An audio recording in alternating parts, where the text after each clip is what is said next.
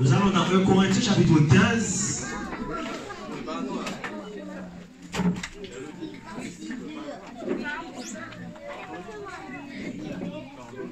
À partir du verset 1er.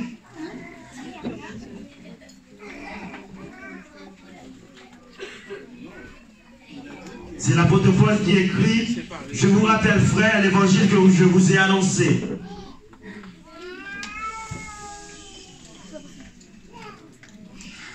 Et l'évangile, mes bien-aimés, notez bien, c'est la bonne nouvelle de Dieu pour l'humanité.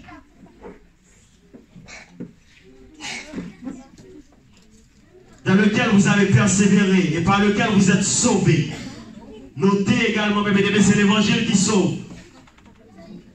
Voilà pourquoi rien ne pourra remplacer l'évangile sur la terre.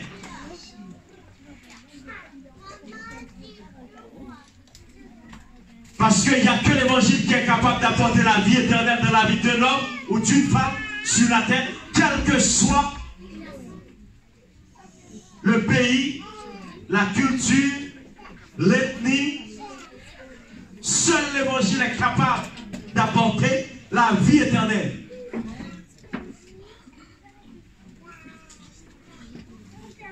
Je vous ai enseigné avant tout, comme je l'avais aussi reçu, que Jésus est mort pour nos péchés selon les Écritures. Jésus est mort pour nos péchés.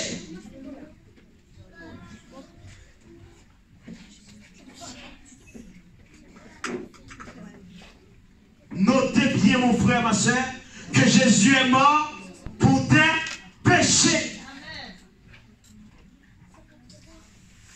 Un seul est mort pour nos péchés. C'est Jésus.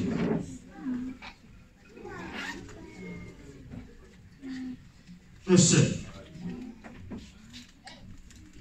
Et bien, bien aimé, si Jésus est mort pour nos péchés, maintenant nous ne devons plus vivre dans le péché. Amen. Jésus peut, mais bien aimé, si Jésus est mort pour toi, maintenant tu ne peux pas vivre dans l'adultère depuis des années. Non? Amen. Amen. Tu dis à Jésus, je ne tiens même pas compte de ta mort.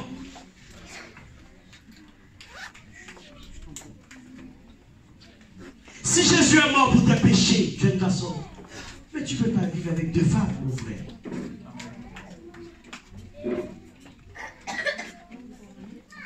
Mais bien aimé, l'église, ce message, la CAF ne peut pas prêcher ce message, ne peut pas porter ce message. Seule l'église que la Bible définit comme le pilier et la colonne de la vérité sur la terre est capable de prêcher, de porter ce message. Amen. Si Jésus est mort pour nos péchés, jeune fille, tu dois te garder pure jusqu'au mariage au nom puissant de Jésus. Pour l'emploi ne peut pas porter ce genre de message. Si Jésus est mort pour nos péchés, jeune homme, tu es marié. Pourquoi tu regardes une autre femme?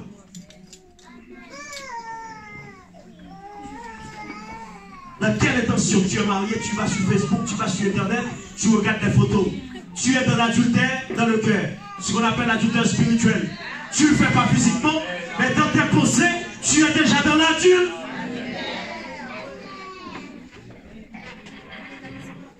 Christ est mort pour nos péchés. Gloire à Dieu. Si Christ est mort pour tes péchés, mon frère, mais maintenant, tu ne peux pas tolérer. Il faut comprendre la parole. Nous sommes là pour célébrer la mort et la résurrection de notre Sauveur et Seigneur. Jésus est mort pour nos péchés. Pourquoi? Pour nous donner la victoire, la capacité. Le jeune garçon qui est dans le monde, il n'est pas capable de mettre une fermeture dans son pantalon. C'est normal. Parce que sa vie est remplie de la chair. C'est la chair qui gouverne sa vie. Mais le jeune garçon qui prie dans cette assemblée, le Saint-Esprit doit être dans sa vie. Et quand le Saint-Esprit est dans toi, tu es capable de donner une limite à ta vie, une limite à ta chair, une limite à tes envies, une limite à tes passions, une limite à tes désirs. Tu es capable de dire à ma chair, Christ en moi, l'espérance de la gloire. Ce n'est pas moi qui vis, c'est Christ qui vit en moi. Mon frère, si tu es à l'église, tu n'es pas capable de donner une limite à ta vie, mon frère, ma soeur. Mais tu vas ne pas, entre toi et celui qui ne va jamais à l'église, c'est la même chose.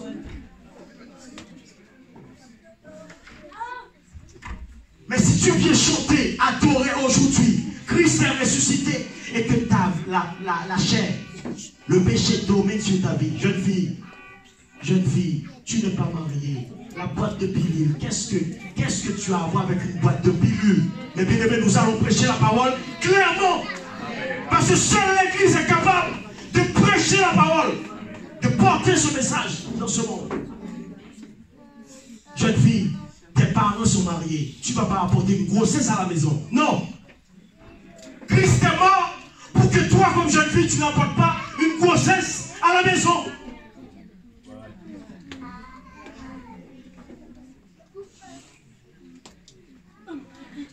Jeune garçon, Christ est mort pour tes péchés. Tu ne vas pas gaspiller la vie de jeune fille, année après année, appeler la malédiction sur sa vie, fermer la porte de ta destinée, en faisant du mal, en semant le mal. Tu ne dois pas semer le mal de la vie des gens. Tu as Christ en toi. Tu ne peux pas gaspiller la vie de jeune fille année après année. Tu es en train de, toi-même, tu es en train de préparer ta mort. Mon frère, la Bible dit Christ est mort pour nos péchés. Pourquoi? Pour nous donner la force de ne pas pratiquer le péché. Mon frère bien-aimé, tout homme peut pécher. Mais il y a une différence entre pécher un jour et pratiquer. Des hommes mariés, une femme en Europe, une femme au pays. Mais bien-aimé, mais tu vas, mais pourquoi tu es à l'église? Tu es à l'église, mais bien-aimé, depuis 10 ans, tu ne veux pas changer.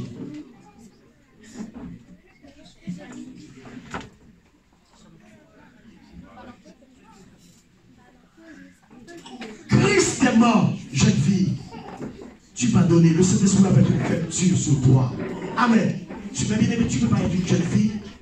Ça fait 5 ans, mais 7 jeunes garçons ont pu toucher, je vais dire les choses de manière claire, à ta culotte, mon frère, jeune fille. Mais tu n'es pas dans l'évangile. Ce n'est pas l'évangile que tu fais, non. Non. Non, mon frère. Parce que Christ est mort pour nos péchés. Le Saint-Esprit est capable de te donner la force comme jeune fille. Mais mon frère, tu es jeune fille, qu'est-ce que tu fais avec un homme marié? Même s'il est capable de te donner 500 € par mois. Mais bien aimé, comment il change sa destinée, son avenir, contre de l'argent? Jeune fille, cet homme marié, il est capable de te donner 500 €.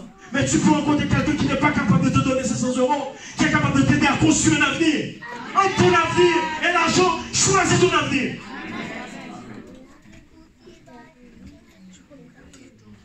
Christ est mort. Christ est mort pour nos péchés.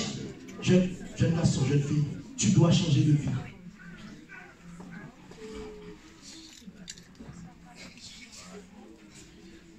Christ est mort pour nos péchés. Tu es en train de détruire ton propre avenir. Tu regardes, c'est normal que ta vie est sans sens. Tu réfléchis à ton avenir, à ta vie.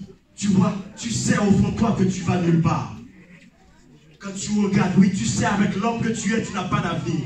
Tu dois le laisser tomber pour laisser Dieu te préparer un avenir comme il se doit au nom puissant de Jésus. Jeune garçon, jeune femme, c'est vrai que tu as des enfants. Tu es avec un homme, tu sais qu'il ne va jamais se marier avec toi. Tu n'as pas d'avenir avec cet homme. Mets-toi dans la prière. Oui, le Seigneur va envoyer quelqu'un avec qui tu as un avenir. Parce que Christ est mort. Mais bien aimé, c'est la mort de Jésus. Parce que nous disons Christ est mort pour nous. Maintenant, une fois que Christ est mort pour moi, pourquoi je dois accepter tout dans ce monde? Non. La mort de Jésus. Alléluia. Et Christ est ressuscité des morts. Ça veut dire que Dieu me donne la victoire maintenant. Et bien aimé, la Bible dit le dernier ennemi qui sera vaincu, c'est la mort. Ça veut dire que Jésus a vaincu tous les ennemis.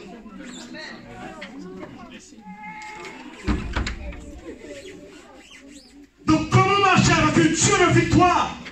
Et même, j'accepte la défaite. À chaque fois que tu acceptes de vivre dans l'adultère, tu acceptes la défaite. À chaque fois que tu acceptes de mener une vie de péché, tu acceptes la défaite. Parce que ça, c'est la vie du diable.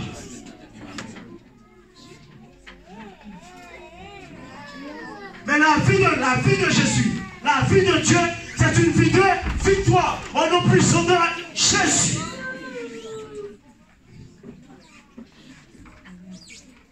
Il faut croire en Dieu pour voir la victoire. Jésus est ressuscité des morts, mes bien-aimés, pour nous apporter la victoire d'abord sur le péché.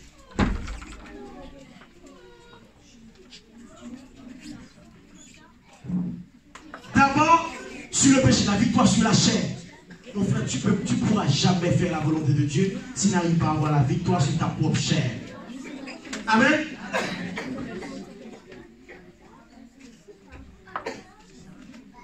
Et Jésus est mort. Il est ressuscité pour nous donner la victoire d'abord sur le péché.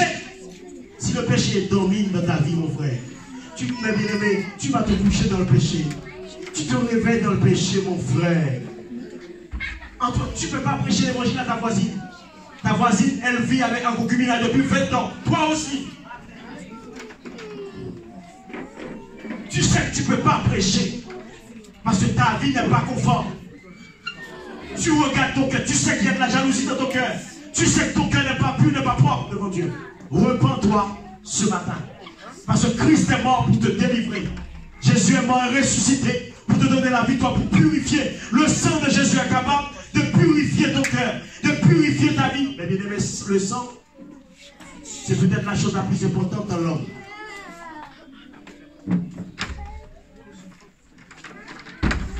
Pourquoi? La Bible dit la vie est dans le sang. Quand quelqu'un te donne son sang, il te donne sa vie.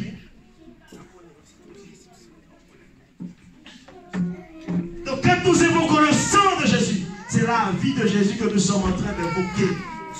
Donc le sang de Jésus est capable de purifier les cœurs. Il y a des jeunes filles qui étaient prostituées. Ils ont rencontré Jésus. Jésus a changé cette vie de prostitution en une nouvelle vie de gloire. Des jeunes garçons qui ne pouvaient pas vivre sans 3 femmes, 4 femmes. Jésus a changé cette vie, cette mauvaise vie. Des jeunes filles, mais des enfants pas. Mais comment tu peux être à l'église? Tu as 4 enfants avec 4 papas. Ça, c'est pas la vie de l'église. Jeune fille, tu es sur le mauvais chemin. Toi qui es jeune, prends la décision aujourd'hui avec Dieu. Tu dois avoir tous tes enfants avec un seul homme au nom puissant de Jésus. Mais la CAF ne peut pas prêcher ce message. Laissons l'église prêcher. Amen, mes bien-aimés.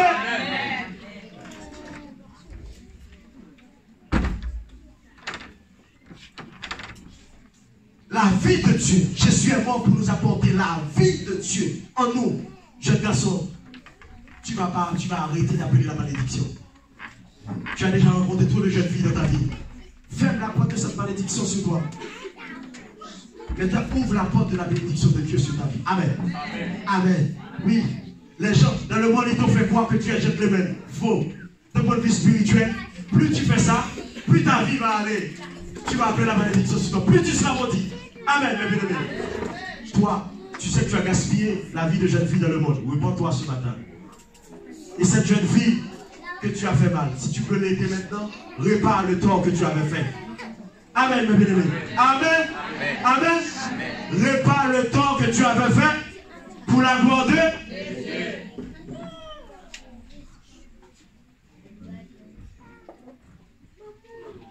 Ne laisse pas le mal derrière toi pour avancer en pensant que Dieu va faire de grandes choses avec toi. C'est faux. Christ est mort. Il est ressuscité le 3e jour pour nous donner la force, la puissance sur le péché. La vie de Dieu, c'est une nouvelle vie. Amen. C'est une vie nouvelle. Ce n'est pas la vie de la terre, ce n'est pas la vie que je vois en région parisienne. Non. Non. C'est une nouvelle vie. Jeune garçon, pense à la vie de Dieu. Jeune fille, pense ce matin à la vie de Dieu. Alléluia. Gloire à Dieu. Alléluia. Quand Quand tu avais épousé ta femme, tu la trouvais belle. Tu la trouvais charmante, jolie. Maintenant, il y a des rides qui apparaissent. Ça fait 10, ça fait 15 ans. Tu ne vas pas commencer à regarder des jeunes femmes. Arrêtez. Arrête avec ça, jeune garçon. Change de vie. Jésus veut t'accorder la victoire aujourd'hui. Alléluia. Gloire à Dieu. Dieu veut te tirer de là, mon frère. Le monde veut te tuer, veut te détruire. Mais Jésus veut t'ouvrir. Veut ouvrir une nouvelle page, une nouvelle porte pour ta vie. Aujourd'hui, jeune garçon. Mais bien aimé, je n'ai pas le temps de développer le message. Mais je laissez-moi vous dire. Il n'y a pas que la résurrection de Jésus comme résurrection dans la Bible. Il y a au moins 10 résurrections avec la résurrection de Jésus. La résurrection a commencé dans l'Ancien Testament. Avec Élie, nous avons vu que Élie a ressuscité le fils de la veuve. Élisée a ressuscité le fils de la Sunamite. Les ossements d'Élisée dans le tombeau ont fait une résurrection.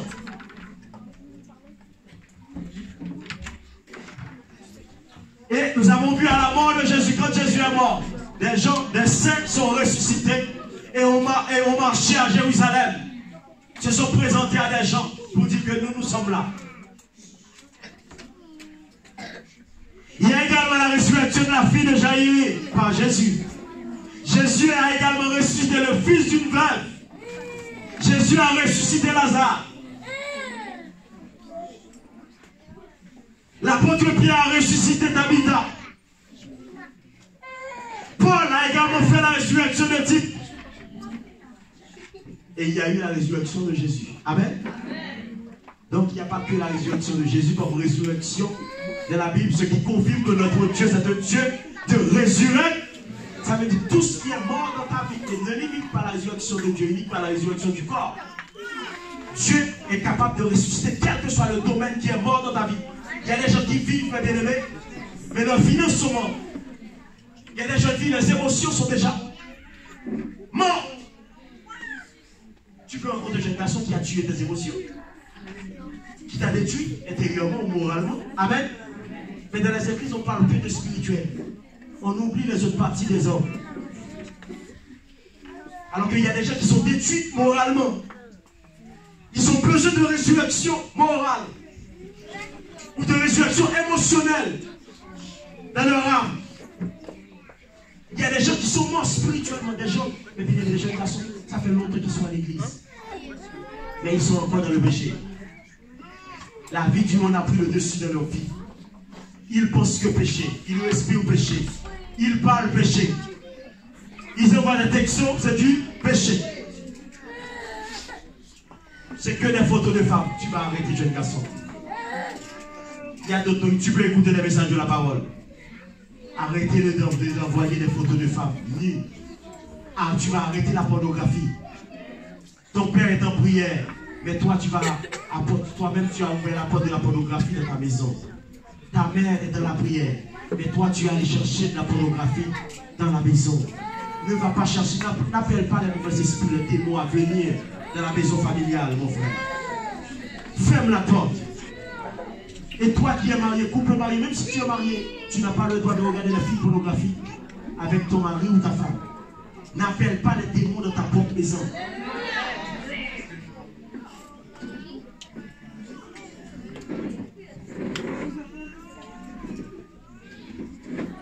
Protège ta maison. Protège tes pensées, mon